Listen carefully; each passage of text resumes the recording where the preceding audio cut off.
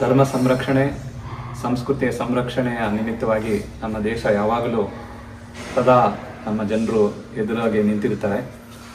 ಸಾವಿರ ವರ್ಷಗಳು ಪರಕೀಯರು ನಮ್ಮ ದೇಶದ ಮೇಲೆ, ನಮ್ಮ ಸಂಸ್ಕೃತಿಯ ಮೇಲೆ ಪ್ರಹಾರ ಮಾಡಿದರೂ ನಮ್ಮ ಪ್ರಾಚೀನ ಸಂಸ್ಕೃತಿ ಮೊದಲಿಂದಲೂ ಪೂರ್ವಾಚಾರ್ಯರು, ಋಷಿಮುನಿಗಳ ಒಂದು ಆಶೀರ್ವಾದದಿಂದ ಇವತ್ತಿನವರೆಗೂ ಸಹ ನಮ್ಮ ದೇಶದ ಪ್ರಾಚೀನ ಸಂಸ್ಕೃತಿ ಇದುವರೆಗೂ ಬಂದಿದೆ.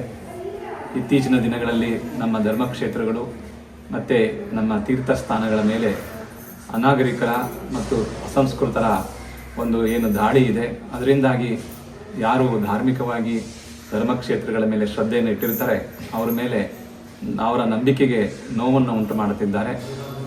ಇತ್ತೀಚೆಗೆ ಧರ್ಮಸ್ಥಳ ಕ್ಷೇತ್ರದ ಮೇಲೆ ಯಾವ ರೀತಿ ಒಂದು ಪ್ರಹಾರವನ್ನು ಮಾಡ್ತಾ ಇದ್ದಾರೆ, ನಿರಂತರವಾಗಿ ಸತ್ಯಕ್ಕೆ ವಿರುದ್ಧವಾಗಿರುವಂಥದ್ದು. ಸತ್ಯ ಶೋಧನೆಗಾಗಿ ಈಗಾಗಲೇ ಸರ್ಕಾರ ಕಟಿಬದ್ಧವಾಗಿ ನಿಂತು ಅದನ್ನು ಮಾಡ್ತಾ ಇದ್ದಾರೆ.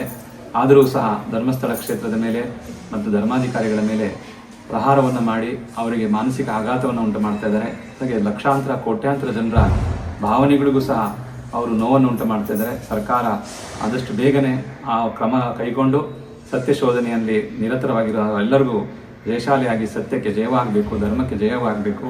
ಇಡೀ ಕರ್ನಾಟಕದಾದ್ಯಂತ ಎಲ್ಲರೂ ಧರ್ಮಕ್ಷೇತ್ರಗಳನ್ನು ಸಂರಕ್ಷಿಸುವ ಸಂಕಲ್ಪವನ್ನು ಮಾಡಬೇಕು.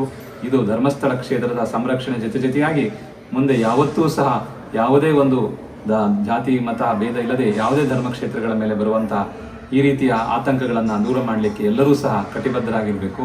ನಾವೆಲ್ಲರೂ ಸಹ ಧರ್ಮಸ್ಥಳ ಮತ್ತು ಧರ್ಮಸ್ಥಳದ ಧರ್ಮಾಧಿಕಾರಿಗಳ ಜೊತೆ ನಿಂತು ಅವರಿಗೆ ಕೈ ಜೋಡಿಸೋಣ.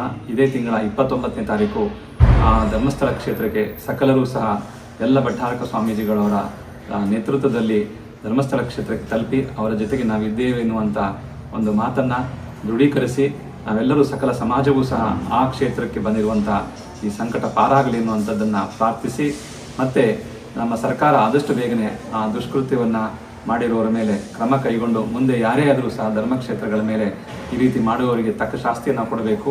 ನಾವೆಲ್ಲರೂ ಸಹ ಧರ್ಮ ರಕ್ಷಣೆಗೆ ಸಂಕಲ್ಪವನ್ನು ಮಾಡೋಣ ಅಂತ ಹೇಳ್ತಾ ಈ ಒಂದು ಕಾರ್ಯಕ್ರಮಕ್ಕೆ ಎಲ್ಲ ಸಮಾಜದವರು 29ನೇ ತಾರೀಕು ಬೆಳಗ್ಗೆ 9 ಗಂಟೆಗೆ ಧರ್ಮಸ್ಥಳ ಕ್ಷೇತ್ರದ ಮಹಾದ್ವಾರಕ್ಕೆ ಬಂದು ತಲುಪಬೇಕು. ಎಲ್ಲರೂ ಸಹ ಈ ಧರ್ಮ ಸಂರಕ್ಷಣಾ ಯಾಗದಲ್ಲಿ ಭಾಗವಹಿಸಬೇಕು ಅಂತೇಳಿ ಈ ಮೂಲಕವಾಗಿ ನಾವು ಕೇಳಿಕೊಳ್ತೇವೆ.